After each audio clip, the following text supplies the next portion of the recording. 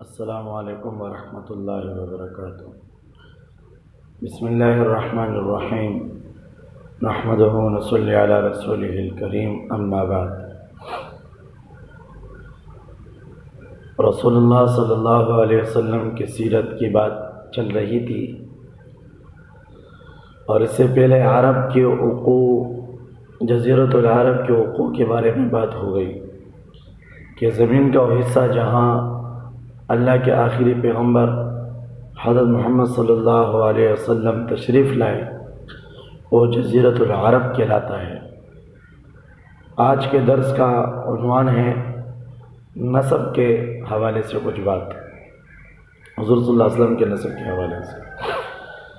آپ کے نسب میں آگے جا کر نام آتا ہے اسماعیل علیہ السلام کا، اور اس کے بعد آتا ہے ابراہیم، یعنی آپ اسماعیل کے بیٹے ہیں، ان کی اولاد میں ہیں، اور اسماعیل علیہ السلام ابراہیم علیہ السلام کا بیٹا ہے۔ تو آپ ابراہیم علیہ السلام کی اولاد میں ہوئے۔ سوال یہاں پر یہ پیدا ہوتا ہے کہ ابراہیم علیہ السلام تو عراق میں رہنے والے تھے، وہ یہاں مکہ مکرمہ عرب میں کیسے آئے؟ شام کے رہنے والے تھے۔ تو اس کے لیے ابراہیم علیہ السلام کی زندگی کو مختصر سمجھنا ضروری ہے، تاکہ ہمیں معلوم ہو جائے کہ حضور عرب کے سرزمین پہ کیسے آئے، حالانکہ آپ تو ابراہیم علیہ السلام کی اولاد میں ہیں۔ ابراہیم علیہ السلام عراق میں ایک مقام ہے، کوسائی نامی مقام ہے، وہاں آپ کی پیدائش ہوئی، آپ کی ولادت ہوئی، آپ جوان ہوئے، آپ بڑے ہوئے، اللہ نے آپ کو پیغام دیا، آپ کو پیغمبری دی، پھر آپ گئے اور کے مقام پر، اور نامی مقام پر جب آپ وہاں گئے، وہاں پہ آپ نے اللہ کی توحید اور اللہ کا دین لوگوں کو بیان کرنا شروع کیا، بت پرستی سے بچنے کی اور ایک اللہ کی عبادت کی آپ نے دعوت دی، یہاں تک کہ وہاں ایک مشہور واقعہ بھی پیش آیا کہ آپ نے ان کے بتوں کو توڑا، پھر وہ آئے، وہ طیش میں آئے، غصے میں آئے، آپ کو آگ میں ڈالا گیا۔ یہ وہی اور کا مقام ہے جہاں یہ واقعہ پیش آیا۔ اچھا، لوگوں نے جب یہ واقعہ پیش آنے کے بعد آپ وہاں سے نکلے اور اپنی اہلیہ کو ساتھ لے کے گئے، سارہ، آپ کی اہلیہ سارہ تھی، سارہ، حضرت سارہ، تو ان کو ساتھ لیے آپ چلتے چلتے چلتے مصر پہنچ گئے۔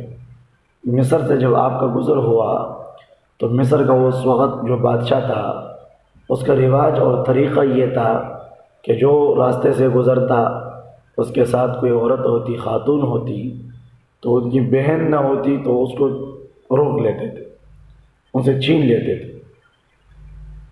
تو ابراہیم علیہ السلام کے ساتھ بھی واقعی یہی پیش آیا، انہوں نے کئی دفعہ ارادہ کیا حضرت سارہ کی طرف ہاتھ بڑھایا، لیکن جب بھی ہاتھ بڑھاتے تو زمین ان کو پکڑ لیتی۔ 3 دفعہ انہوں نے ایسا کیا۔ 4تھی دفعہ اس نے کہا کہ ہم تمہیں چھوڑ دیتے ہیں، ہم تمہیں معاف کر دیتے ہیں، لیکن ہمیں اس عذاب سے نجات دے دو، دعا مانگو۔ تو دعا مانگی، اللہ نے اس کو ان عذاب سے نجات دی۔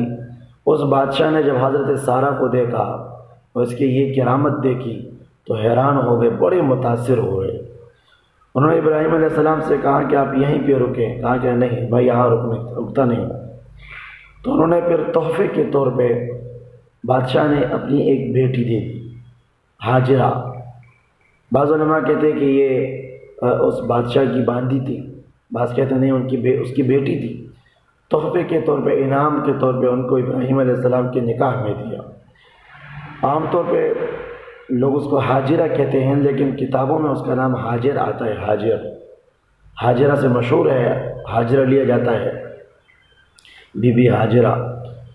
آپ اپنے دونوں بیویوں کے ساتھ روانہ ہو گئے اور چل دیے۔ چلتے چلتے چلتے آپ نے فلسطین جب آپ پہنچے تو وہاں پر آپ نے حضرت سارہ کو وہیں پہ روکا، وہیں پہ چھوڑ دیا، اور اللہ کے حکم کے مطابق آپ نے حضرت حاجرہ کو مکہ کی زمین پہ سرزمین پہ لا کے چھوڑا۔ حضرت سارہ ان کے اولاد ہو گئی، اسحاق علیہ السلام پیدا ہوئے، تو ان سے ان کی نسب چلی بنی اسرائیل کی فلسطین میں۔ اور حضرت حاجرہ ان کا بیٹا ہوا اسماعیل علیہ السلام، اور اسماعیل علیہ السلام یہاں بڑے ہوئے، وہیں پہ عرب کے قبیلوں میں سے ایک قبیلے کے ساتھ ان کا رشتہ ہوا، پھر ان کی نسل چلی، ان کی اولاد ہوئی عرب میں، تو عرب کی نسب چلی اسماعیل علیہ السلام سے، اور بنی اسرائیل کا جو سلسلہ ہے یہ چلا حضرت اسحاق علیہ السلام سے۔ اسحاق علیہ السلام کے بیٹے حضرت یعقوب علیہ السلام کے بیٹے حضرت یوسف، اور 11 بیٹوں جو ان کے مشہور ہیں۔ پھر یعقوب علیہ السلام چونکہ بنی اسرائیل کہتے ہیں، بنی اسرائیل یہ حضرت یعقوب علیہ السلام کا نام تھا، تو بنی کہتے ہیں، اسرائیل کہتے ہیں اسرائیل، بنی اولاد کو کہتے ہیں، اور اسرائیل یہ غالباً یونانی زبان میں یا سریانی زبان میں، یونانی اسرا کہتے ہیں عبد کو، بندے کو، اور ایل کہتے ہیں، یہ ایل اللہ کی صفتی نام یونانی زبان میں ہے، جیسے ہم اللہ کہتے ہیں، اللہ کا نام لیتے ہیں تو رب، تو اسرائیل کا معنی ہے عبد اللہ، اللہ کا بندہ۔ تو ہم جب کہتے ہیں بنی اسرائیل تو اس کا معنی ہے یعقوب علیہ السلام کی اولاد، اے یعقوب کی اولاد، اے بنی اسرائیل، اے اسرائیل کی اولاد، تو ایک ہی معنی ہے۔ تو بنی اسرائیل کا سلسلہ چلا، یہ بھی ابراہیم علیہ السلام کی اولاد ہے، یعقوب علیہ السلام اور اسحاق علیہ السلام کے ذریعے سے، اور عرب کا سلسلہ چلا اسماعیل علیہ السلام سے، یہ بھی ابراہیم علیہ السلام کا بیٹا ہے۔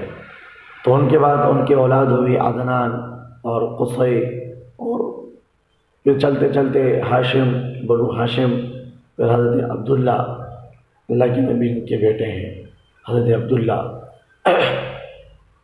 ان تک یہ ساری نسل چلی ابراہیم اسماعیل علیہ السلام سے۔ تو یوں اس طریقے سے اللہ کے نبی یہاں عرب میں پیدا ہوئے، حالانکہ آپ ابراہیم علیہ السلام کی اولاد میں ہیں۔ آپ کے والد کا نام عبداللہ ہے، عبداللہ۔ عبد المطلب آپ کے دادا کا نام ہے۔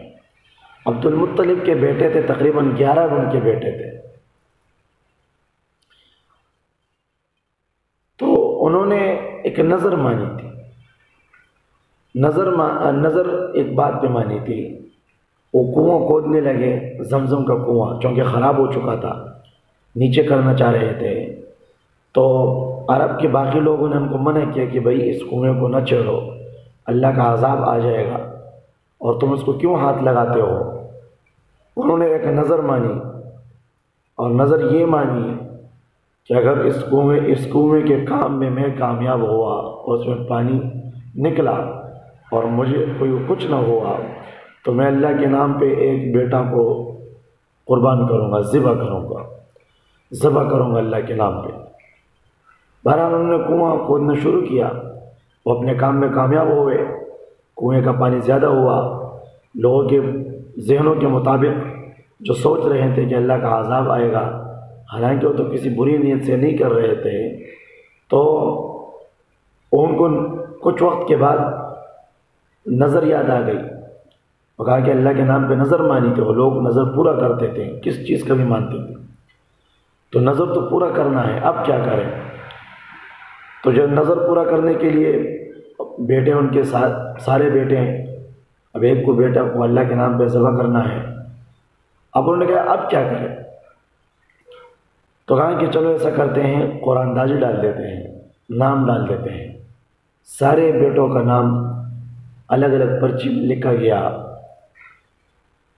تو جب نام اٹھایا گیا تو حضرت عبداللہ کا نام آیا، اور عبداللہ یہ بہت ہی پیارا بیٹا تھا، بہنیں ان کے ساتھ بہت محبت کرتی تھی اور بہت ہی پیار تھا سب کو ان کے ساتھ، تو بھائیوں نے بہنوں نے ضد کی کہ نہیں آپ اس کو نہ کریں، اس کے بدلے میں آپ اونٹ جو ہے قربان کر لے فدیے کے طور پہ، اب اس کو اللہ کے نام، اب مطلب اس کو ذبح نہ کریں، اس کو قربان نہ کریں۔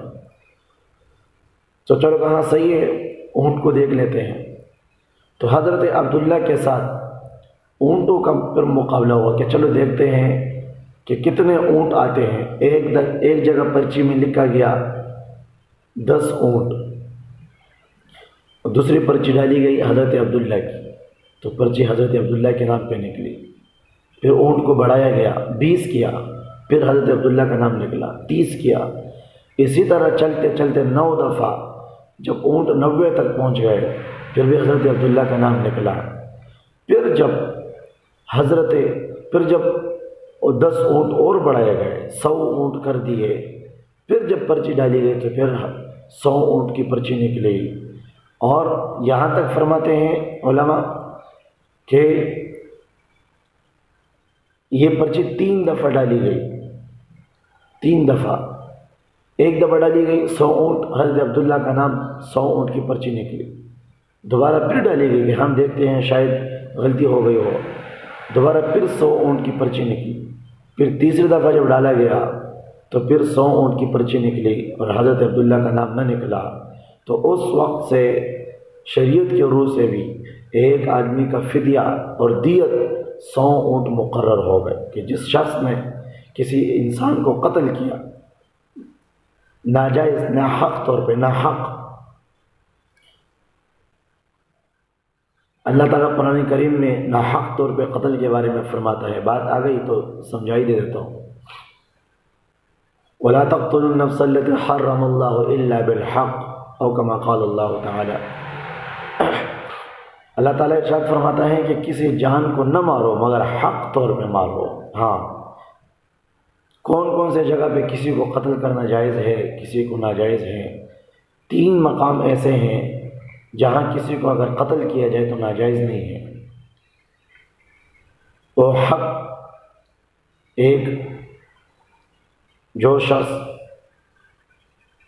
دین اسلام سے پھر جائے، مرتد ہو جائے، پہلے مسلمان ہو پھر انکار کر دے اسلام سے، 3 دن کی ان کو مہلت دی جاتی ہے، 3 دن کی۔ پھر اگر وہ نہ مانے، ان کو ترغیب دی جاتی ہے، ان کے سامنے آیاتیں پڑھی جاتی ہیں، اسلام کی ترغیب ہوتی ہے، نہیں مانتا، حکومت حق کا یہ عمل ہے کہ اس کو قتل کر دے۔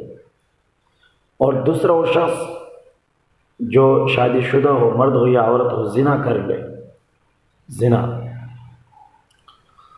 اور اس پہ 4 گواہ گواہی دے دے، گواہی کے مختلف شرائط ہیں، اور تو شادی شدہ محسن، اس کو رجم کیا جاتا ہے، اس کو مارا جاتا ہے۔ اور تیسرا وہ شخص جو کسی کو قصداً قتل کر دے، قصاص کے طور پہ اس کو مارا جاتا ہے۔ اس میں بھی یہ ہے کہ اگر مقتولین کے اولیاء میں سے کوئی ایک بھی معاف کر دے تو پھر اس کو قتل نہیں کیا جاتا، یہ حق طور پہ قتل کرنے یہ ہے۔ تو اس کے علاوہ جتنے بھی ہیں تقریباً کوئی غلطی سے ہیں، کوئی ناحق ہیں۔ ہاں، جو جنگی میدان میں ہے، دشمن ہے، اسلام کے خلاف کھڑا ہوتا ہے، اس کا مارنا حق ہے، اسلام نے اس کی اجازت دی ہے۔ اگر وہ تسلیم ہوتا ہے، امن طلب کرتا ہے تو مارنا ناجائز ہے، ورنہ اسلام کے خلاف مسلمانوں کے ساتھ دشمنی کرتا ہے، ظلم زیادتی کرتا ہے، مسلمانوں پہ زیادتی کرتا ہے تو ان کو مارنا جائز ہے، وہ کافر ہیں، ان کے ساتھ مقابلہ جائز ہے۔ تو حضرت عبداللہ بچ گئے اور 100 اونٹ کو قربان کیا گیا۔ اس وقت سے حضرت عبداللہ کو ایک لقب ملا، ذبیح اللہ، ذبیح اللہ، یعنی وہ بندہ جو اللہ کے نام پہ قربان ہوا۔ یہی لقب حضرت اسماعیل علیہ السلام کو بھی ملا اور حضرت عبداللہ کو بھی یہی ملا۔ اسماعیل علیہ السلام تو ذبیح اللہ کہلائے، وہ تو اللہ کے پیغمبر تھے، اور حضرت عبداللہ حضرت پیغمبر کے والد ہیں، وہ بھی ذبیح اللہ ہو گئے، اللہ کے نام پہ قربان، تو دونوں بچ گئے تھے۔ تو حضور کا ایک لقب ابن الذبیحین، 2 اللہ کے نام پہ 2 ذبح کیے ہوئے شخصوں کی اولاد، اللہ کے نام پہ قربان کیے ہوئے ذبیحین، 2 ذبیحوں، 2 اللہ کے نام پہ قربان کیے ہوئے شخصوں کی اولاد حضور ابن الذبیحین۔ تو یہ حضور صلی اللہ علیہ وسلم کے نسب کے بارے میں بات تھی اور آپ کے قربانی کے بارے میں بات تھی۔ یہ تقریباً یہ جو 10 کا یہ سلسلہ تھا یہ پورا ہوا۔ اب انشاءاللہ آگے نیا عنوان شروع ہوگا، حضور صلی اللہ علیہ وسلم کی ولادت، آپ کی کفالت، آپ کی رضاعت، آپ کا بچپنا۔ انشاءاللہ زندگی رہی تو اگلے درس میں اس کو بیان کریں گے۔ وآخر دعوانا الحمدللہ رب العالمین۔